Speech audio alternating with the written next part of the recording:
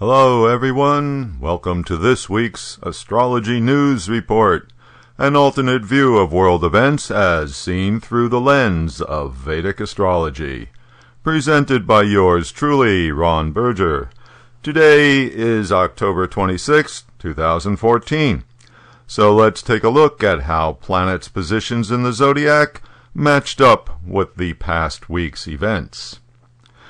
The transit of Mars through Sagittarius, which started out last week on October 18th, is not normally something to be worried about. But this time it's different.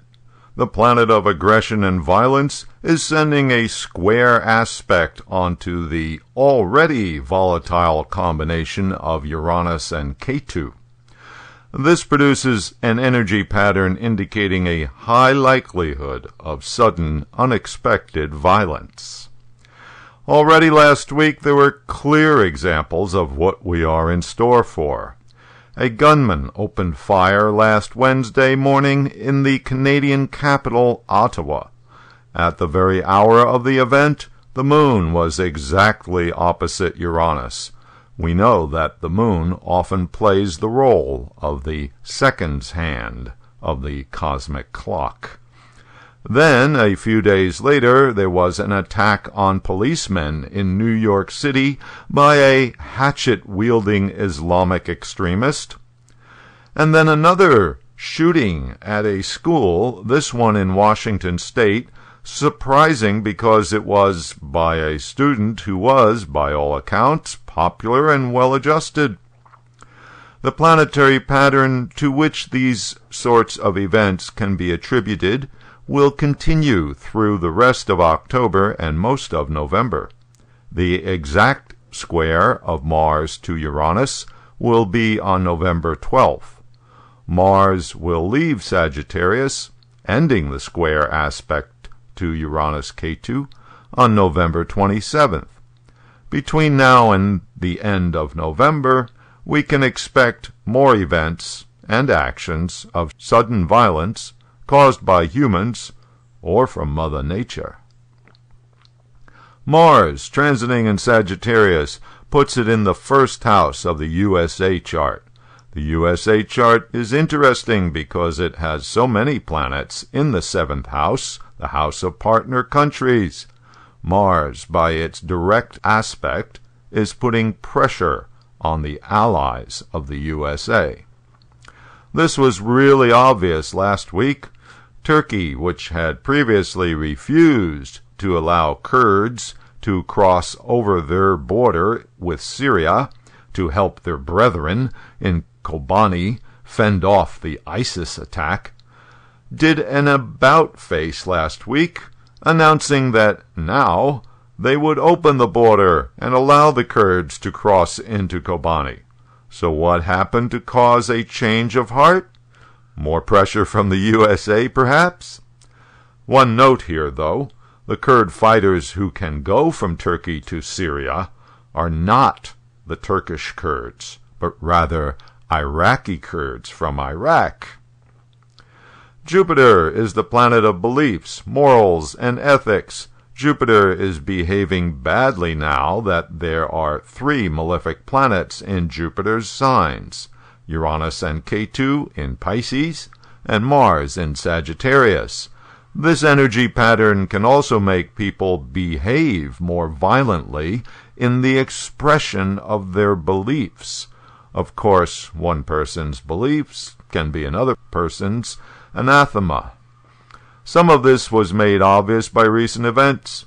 Orthodox Jews in Israel attacked buses which were displaying ads showing women wearing prayer shawls and holding Torah scrolls and praying at the super-holy Western Wall. The Orthodox Jews believe such practices are reserved for Jewish men only. Women in Saudi Arabia are again challenging the government's prohibition of females driving cars by getting behind the wheel, an offense in Saudi Arabia that can get you arrested. Closer to home, an investigation revealed that the University of North Carolina had compromised academic ethics by creating classes designed to help its school athletes qualify to stay in school, classes that automatically gave the athlete an A or B without even attending classes, because the classes didn't actually exist. Someone drove up a ramp near the Oklahoma Capitol steps overnight, ramming their car into a disputed granite monument of the Ten Commandments, smashing it in an apparent act of vandalism, authorities said.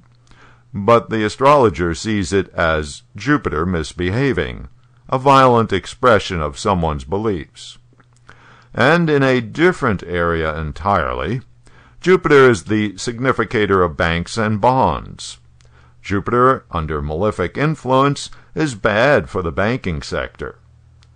25 of the Eurozone's 130 biggest banks have failed a landmark health check administered by the European Central Bank. This is another indicator of the weakness of the member states of the European Union.